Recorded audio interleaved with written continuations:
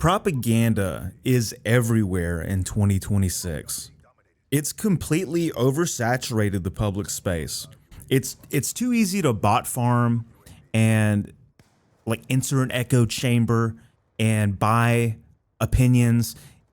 And everyone knows that the news selectively reports on things to push certain outcomes. The most obvious meta narrative being pushed is clearly division and constant reactionary fight or flight from whoever watches it. We all know that there are unforeseen forces working on us all the time, like electromagnetism, and that the more you pay attention, the more you read up on things, the harder it gets to figure out what is and isn't authentic. And on top of that, they try to obfuscate things by dumping jet fuel on our campfire, by doing stuff like releasing partial Epstein files, talking about UFOs and aliens, starting wars in the Middle East and stirring up protest over stupid shit. And this is all designed to paralyze you at best and make it to where you don't even know how to make any decision or form a thought at all. Or at worst, it's made to get you to fight other people watching the counter slop to your slop. Actually, you know what? I'm going to call it slopaganda. I think slop has like 6 more months in like the zeitgeist lexicon. So we're going to call it slopaganda. So how do you insulate yourself from this? Where do we go if we want to disengage? And why are people who partake in this kind of programming, just anyone who watches the news or political commentators, why are they programmed to call you out as some kind of turncloak if you want to just back away for a little bit? Have you ever noticed that? People get aggressive if you want to just take a break. Like everything you do is a vote. Like, it's like they don't understand that it only matters when you vote. So I want to talk about a couple of things I've done in my life, and I need to do again because I have fallen off the wagon and I've gotten too into politics lately, and it's kind of it's making me irate more often than I should be. So a couple things you can do to insulate yourself from this stuff, because it's absolutely toxic, is first off, you got to limit the amount of time, you expose yourself to the propaganda. Even commentators and talking heads that you tend to agree with are absolutely corrosive in high doses. Then you're in the echo chamber. So you need to see how long you can go without consuming political media. And I promise you will watch your mind start to heal. The impending apocalypse that's always the next major event away, it will move further and further into the future. You'll forget that the world is going to end next week, and like you'll be able to draw your own conclusions again instead of waiting like a pet to be fed thoughts that you'll spread around to everyone you know, thinking that they're your own, when turns out you were just programmed by talk show hosts to parrot everything they say all the time and never have an original thought. We have to stop doing this to ourselves. We are better than this. The next thing you need to do, you need to replace politics with reading. I think I might start my own little YouTube book club soon, but that's off topic. Start reading. Start at any level. Start at whatever level you're at, and fiction or nonfiction will do. Good literature from authors that can really tap into the creative source will all point to the same thing. And it's hard to identify that. This gets esoteric. Good writing will always point to the truth, whatever the truth is. And the truth isn't a fact. It's like a living thing, right? The point, not to get into that, that's another video, but the point of this, that whole exercise, is to get yourself in touch with the part of your mind, the part of your mind that is innate in every human being, to be capable of independent decision making and identify what the best minds of humanity had to offer and what they considered the truth. Because like, the more authors you read, the more you can cross-reference their ideas of what's valuable among themselves, and you can cross-reference those with your own lived experience. When you talk to people and you do this, you'll start asking questions and talk about subjects that don't immediately funnel you into current events. That's how you know if you're like mentally hijacked. If you meet a stranger or you're talking with someone who you know is like, people are infinitely interesting, right? But for some reason, we only tend to discuss ideas that we're fed by talk shows and Twitter and whatever crap we're consuming. Like, once you start healing your mind, you won't default to this. Like, these ideas that we're trying to get rid of in this video are literally designed to stop authentic, real human connection. That's why, like, in my last video talking about, when I was talking about Hurricane Harvey destroying my hometown, that's when I felt the most connected to strangers and people who live in my area. And it's because no one was watching the political news. No one was talking about the president or the S&P 500 or the GDP. We were just trying to get people flooded in their house off their roof and to somewhere safe. And it's a completely different way of being that's still totally accessible to us, but you have to cut through all the noise and slop that is constantly being beamed into your eyes, mouth, and ears by all the stuff you watch to make yourself feel more responsible. Like, you meet and talk to people, but you never really have a conversation because you both become avatars of your favorite YouTube personalities. Like, you will love and hate people entirely based on if they mouth the right talking points from the right commentator. And that's not a way to live. I hope we can all agree on that.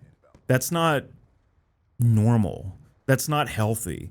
That's going to make a bunch of neurotic, malfunctioning former human beings. And we got to break away from that. Like, there's always been propaganda. The same way there's always been marketing tactics, right? It's like it's been with us for as long as humans have written down history. But with marketing, like, the level of surveillance and metric and data farming we're able to farm has almost perfected marketing to the point that ads can basically hijack your dopaminergic system. And if you interact with the ads, you're almost powerless to resist. Like, propaganda has done the same thing. It has advanced at the same rate as marketing, maybe more. And the same way social pressures with marketing push you to buy the newest, highest trim car or the newest iPhone that does the same thing the last iPhone does, propaganda has convinced us that if you aren't constantly consuming highly emotionally charged current events, that you are being a bad person. You're being a bad citizen. You're not doing your part. You aren't staying informed. And that's the great trick that they've pulled on everybody. Go tell a boomer that you're going to check out of politics for 3 months. They will look at you like you are like a Chinese Revolution denim jumpsuit communist. They're going to look at you like you're Che Guevara. If you just tell them you're going to take a break. And that is the insipid trick they've played on everybody, is that if you're not constantly being programmed, you're a bad person. Don't think for yourself. We'll let you know what to think. And if you venture to do otherwise, you are not doing your part. And that's just gross. That's sick. That's like gaslighting to the highest possible extent. It's crazy that we've accepted that. Now, if you go outside after leaving behind politics for like a couple months, you may notice that you magically stop identifying enemies at the mall or at the park, and you stop trying to figure out if people agree with you or don't based on their phenotype or their hairstyle. And you can finally talk plainly. You can finally talk naturally. You can finally be a human being again instead of an automaton who's loaded up with the latest political software.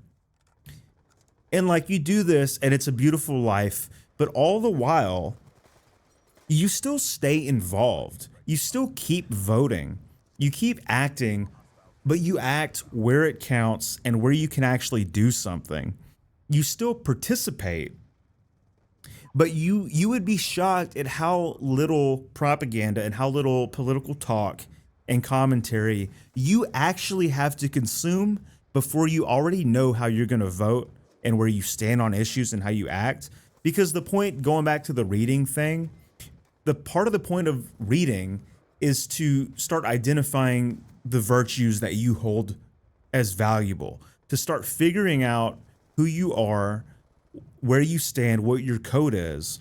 And if you can do that, then you don't need to listen to political talk anymore. You just need to look at the facts presented to you on paper, and your actual moral compass, your code, your ethics will direct you on how to treat current events as they appear. You don't have to always be told what to think by a bunch of people that are, they have a talk show specifically to make you mad and keep you listening. And that's like, it's a good feeling when you can do that. Then you have the rest of time. You have not the rest of time. You have all the time that you saved cutting out talk shows and slopaganda and, what CNN, Fox News, if you're old. You have all the time you saved by cutting that out of your life to grow as an actual human being in your beliefs, in your hobbies, in your career, in your relationships, and all that. Closing thoughts. This approach isn't necessarily easier. You're going to be more isolated. You will be more alone because you're not part of like a monolithic thought block. You won't be able any longer to cling to comforting narratives. And all the good guys and the bad guys you thought you knew when you were listening to propaganda, that'll start to blur. And it's suddenly not so cut and dry on who's good and who's bad. You have to start judging people based on your interactions with them and not what they're, what they post on Facebook about Iran. But you'll be a real person finally. You have opinions that are different than your uncles and your aunties and your coworkers. You'll start having original thoughts.